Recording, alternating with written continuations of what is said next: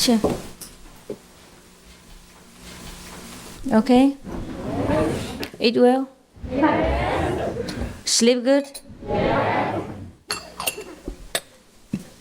Complain correctly? Does anybody complain here? You know what to do if you want to complain, right? Stick a straw ham in a glass of tea and drink it. By the way, I have a lot of complaints to make, but since the regulation here is very funny, so I don't complain. Okay, let's get on with Shiva. Oh, I just look at you and I feel so thirsty. You run around all day and doing nothing. Enjoy your honeymoon.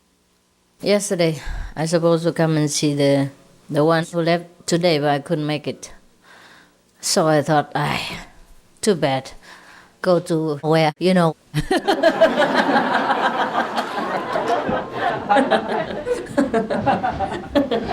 Anywhere you want. Just go anywhere you want. Go home. This is very hot.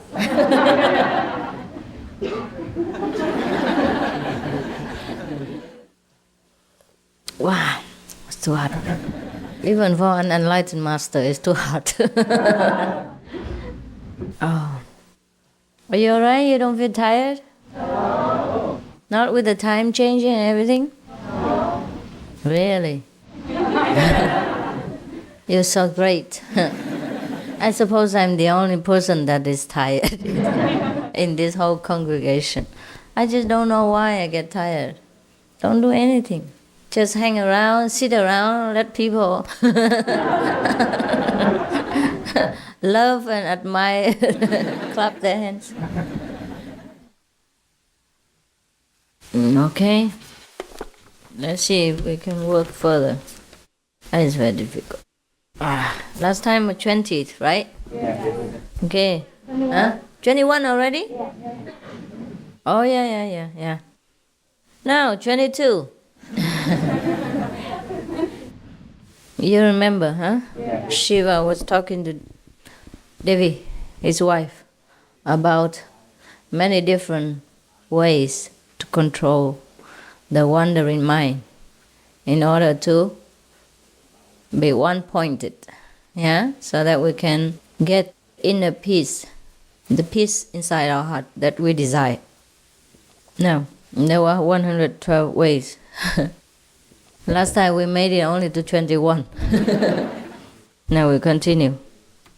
Number 22, the method, the way is to try to consider any part of your body as limitlessly spacious. For example, we look at the finger, huh? And we see just a little round stuff here, a very small form. But you should consider again.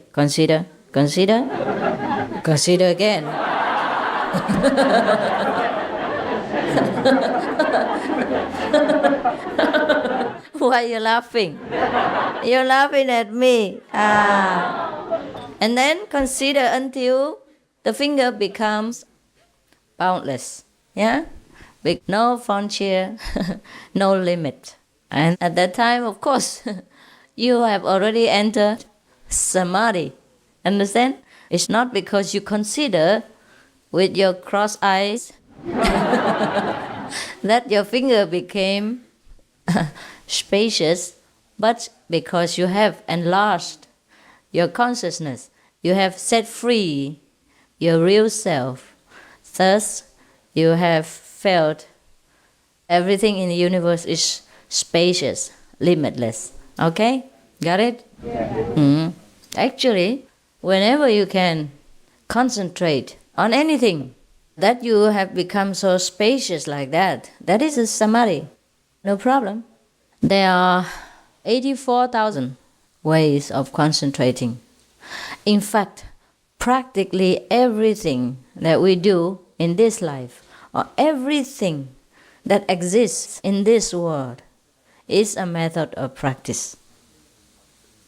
Just because our mind is so very, very hindered by our own prejudices and our own pattern of habit. Yeah?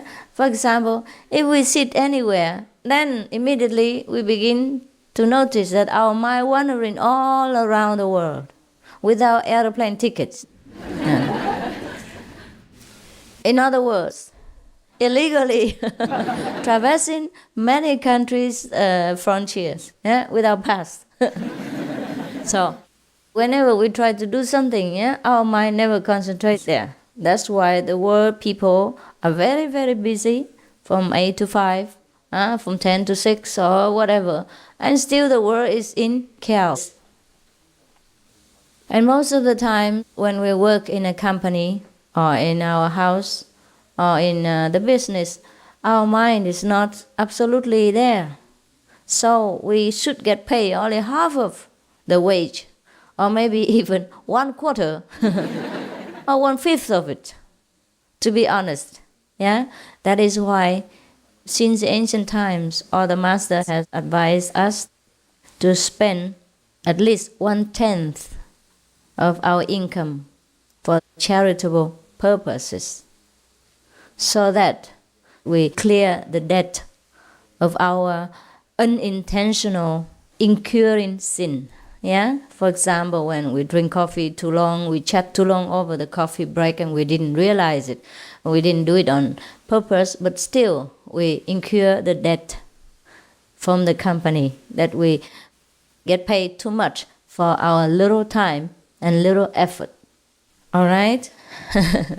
So anyhow, the Buddha has said that there is no method that is not a Buddhist method.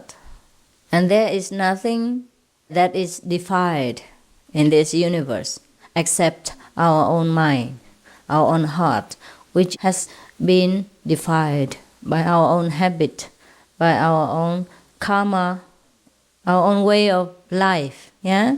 Our incorrect way of thinking, of behaving. And that's why we perceive everything in such a defied way, in such an incorrect way. Thus, if we want to get back to the purity of the kingdom of God or Buddha nature, we should by all means always try to be centered, to be concentrated, yeah, in whatever things that we are doing at that moment. In that way, at least, we are always concentrated.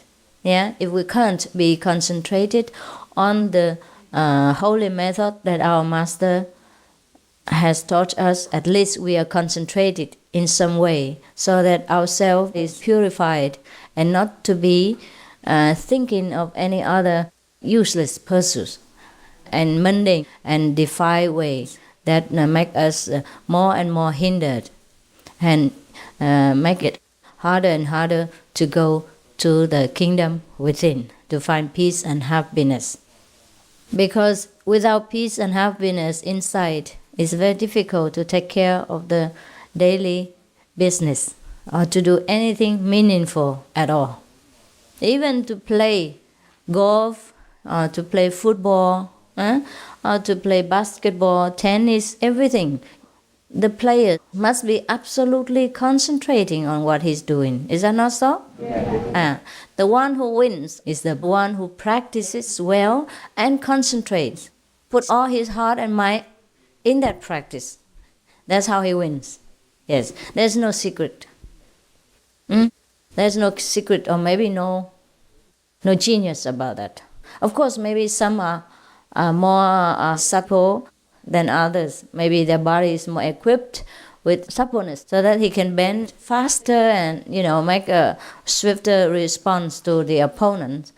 But nevertheless, with practice and concentration, the other can do it as well. Perhaps that person was already born with more concentration and less, wandering thoughts, as other people do have. And then it happened that he likes football as his only interest in life, or maybe he likes tennis, or maybe he likes any other thing. Yeah? And then with the one-pointedness, concentration, and no other interfering desire or thought in between. So he plays football excellently. Hmm? There is a film about a person who plays, what do you call ball when somebody catches and the other one? Huh? Baseball. Baseball? Yeah. Oh yeah, baseball. And there was a man named Nebraska. Huh? Do you know that film? The cornfield, where they had a baseball field in the cornfield. I don't remember. What's the title of the film? I forgot. But that young man, he plays ball like nobody has ever seen. And he was a champion of baseball. Because after all, I find out that he has nothing else in his mind. He rejected the whole world because he has perhaps unhappy childhood or something like that. And then because of his rejection to the world, he closed everything and just thought of the ball. Perhaps by this concentration and through his disadvantage of his unhappy childhood, it turns out that he has the advantage of concentrating. Therefore, he wins in every game and became a superstar in the film. But perhaps that film was based on a true story of some superstar in baseball. Okay?